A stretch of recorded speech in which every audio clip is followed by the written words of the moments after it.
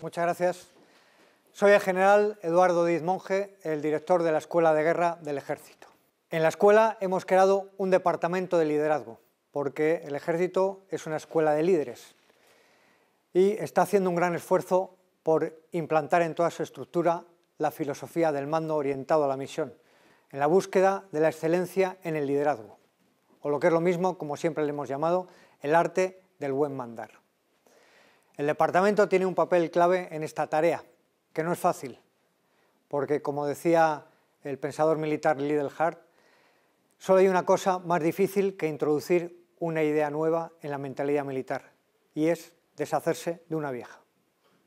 Pero, ¿qué es eso del mando orientado a la misión? De lo que los civiles o en el mundo civil se llama como dirección por misiones. Pues lo primero que hay que decir es que no es una técnica de mando, una forma óptima de dar las órdenes. Tampoco es un estilo de mando, de estos que hemos estudiado tradicionalmente, autocrático, democrático, autoritario. No, es algo más amplio, más profundo. Es una filosofía, es una mentalidad que debe de impregnar toda nuestra actuación como líderes. En esencia, se trata de dar la máxima iniciativa a los subordinados, para que éstos puedan decidir en base a nuestra finalidad, lo que militarmente denominamos el propósito, con un mínimo de medidas de control. Para explicarlo mejor, podemos apoyarnos en estas palabras de Patton, el general Patton, que actuaba de una manera bastante próxima a esta filosofía. Él decía: nunca digas a la gente cómo hacer las cosas, diles qué tienen que hacer y que te sorprendan con su ingenio. Estas palabras todavía se enmarcan, podríamos decir, en lo que es la dirección por objetivos. El mando orientado a la visión va más allá. Podríamos expresarlo de esta otra manera, utilizando las palabras de Patton. Nunca digas a la gente qué tienen que hacer. Diles qué quieres conseguir y que te sorprendan con su iniciativa. Es decir, diles el para qué y que ellos, ejerciendo su iniciativa, decidan el qué y el cómo. ¿Y por qué es tan importante adoptar esta filosofía? Vamos a hacer un poco de historia.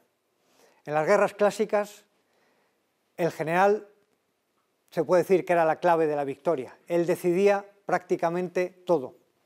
Se situaba en un lugar dominante del campo de batalla y los subordinados se limitaban a cumplir las órdenes, dónde situarse, cuándo actuar.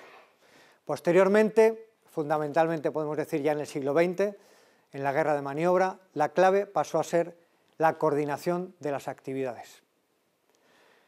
Para ello se necesitaban grandes estados mayores que confeccionaban planes detallados y era muy importante la determinación de los objetivos a alcanzar por cada uno y la especialización de tareas. Pero hoy en día el entorno es muy complejo, cambia muy rápidamente y en este entorno lo que necesitamos es agilidad, porque hoy más que nunca ningún plan sobrevive al primer contacto con el adversario. Esa agilidad nos la da el mando orientado a la misión, porque es esencialmente ágil, ya que permite decidir con oportunidad. Podemos decir que la clave está en donde pone el foco el líder. Antiguamente el foco lo ponía en las tareas a ejecutar, es decir, en el cómo. En la guerra de maniobra el foco pasó a estar en los objetivos a alcanzar, en el qué. Hoy en día, en el entorno actual, el foco lo tiene que poner en el para qué, en la finalidad, en el propósito, dar el marco de actuación para que los subordinados puedan decidir cómo actuar, cómo contribuir a ese propósito, incluso marcándose sus propios objetivos.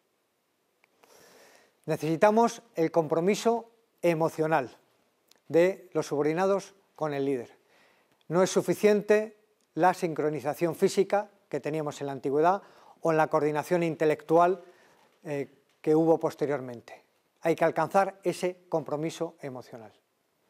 En el mundo civil la situación ha evolucionado de forma paralela. En la época de la Revolución Industrial se actuaba mediante la dirección por instrucciones o dirección por tareas, centrándose en las tareas a ejecutar. es lo equivalente a nuestro mando detallado en el mundo militar. Un paradigma lo podemos tener en la Ford de la época. Posteriormente se adoptó la dirección por objetivos, que ha funcionado razonablemente bien. Un ejemplo lo tenemos en General Electric, pero tiene sus defectos. Fomenta el individualismo y el cortoplacismo, con lo que se dejan de lado objetivos que tienen su importancia para el futuro y objetivos que no son cuantificables, además de que en ocasiones llega incluso a fomentar conductas poco éticas. Por eso, las organizaciones civiles tienden hoy en día a adoptar la dirección por misiones, dirección por finalidad, que es la equivalente a nuestro mando orientado a la misión. Porque lo que buscan es el compromiso de todos los miembros de la organización con su finalidad y también con sus valores. Para terminar con este repaso a la evolución, podemos señalar que en las guerras clásicas la clave estaba en el general. En la guerra de maniobra la clave estaba en los mandos intermedios. Hoy en día la clave está en toda la estructura. El general Krulak ha definido la figura del cabo estratégico, resaltando la importancia que tiene para el ejército tener en todos los escalones hombres y mujeres atrevidos, valientes, inteligentes, capaces de comprometerse con el propósito de su jefe y de decidir con acierto y con oportunidad. Hemos dicho al principio que el entorno de las operaciones es complejo y difícil.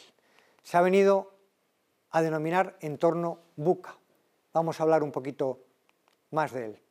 El entorno VUCA lo definió la Escuela de Guerra Americana y es un concepto que se ha extendido ampliamente en el mundo civil.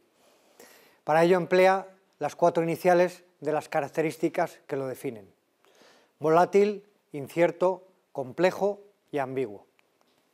Volátil porque está sujeto a rápidos cambios.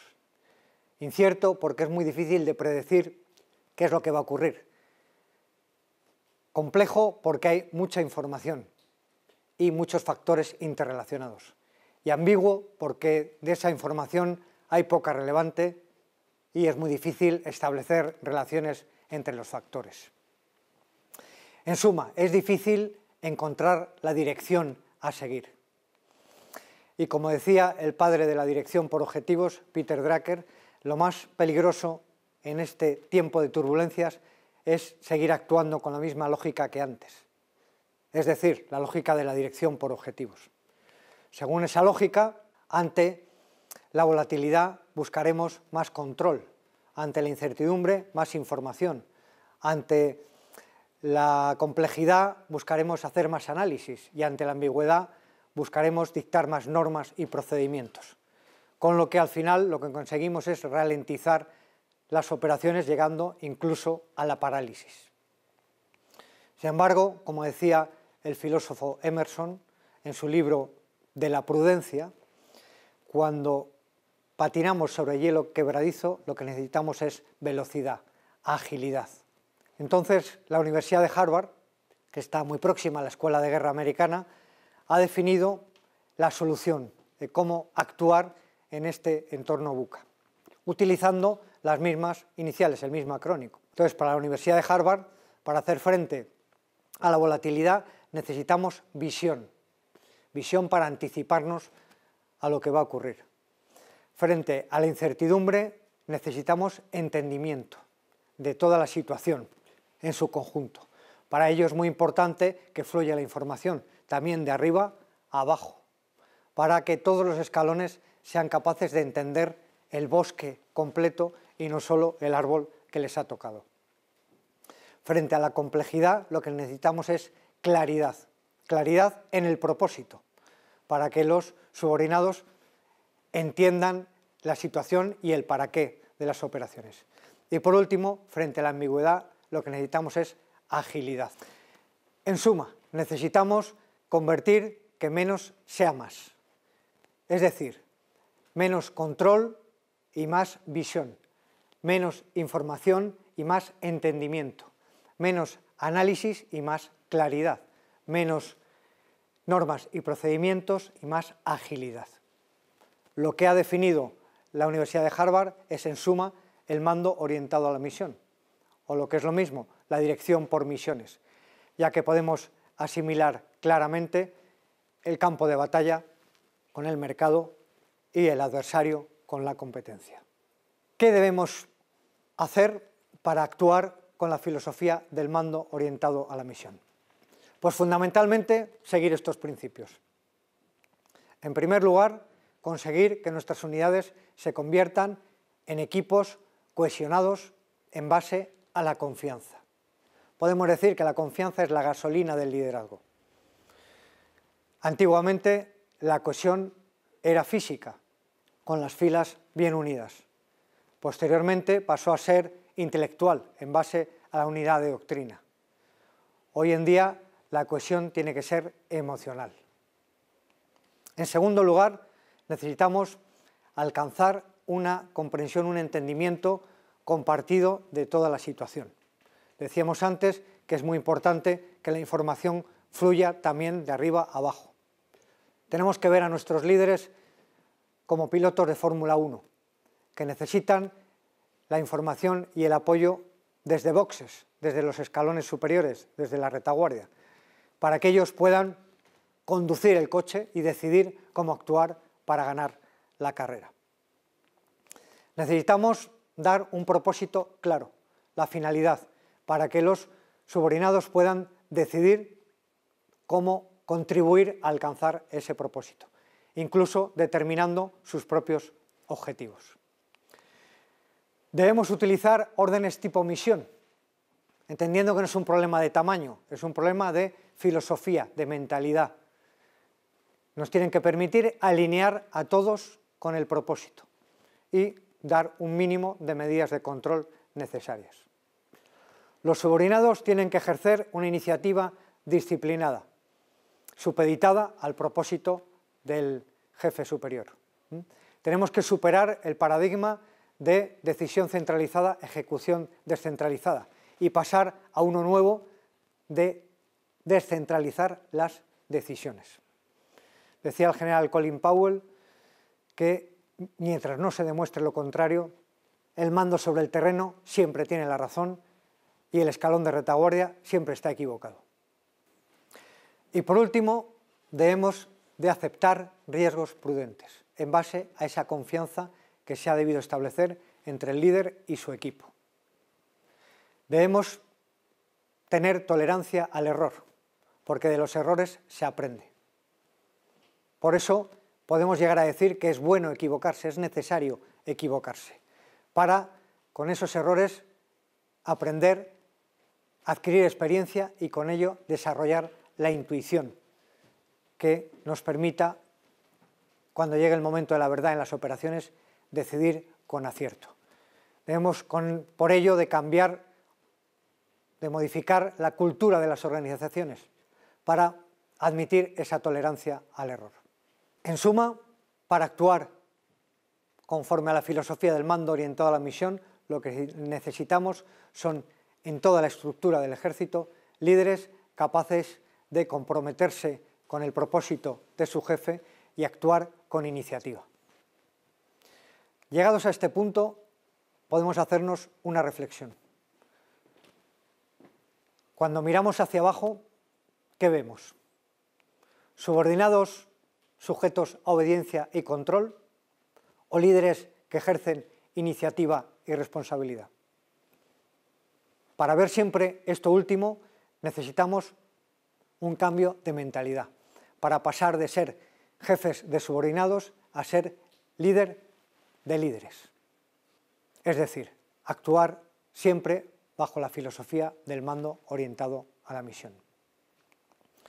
Hemos dicho al principio que el ejército es una escuela de líderes y por eso en el esfuerzo de implantar en toda la estructura del ejército la filosofía del mando orientado a la misión se ha creado un departamento de liderazgo en la Escuela de Guerra y se ha desarrollado un plan de enseñanza de liderazgo para implantarlo en todos los centros de enseñanza.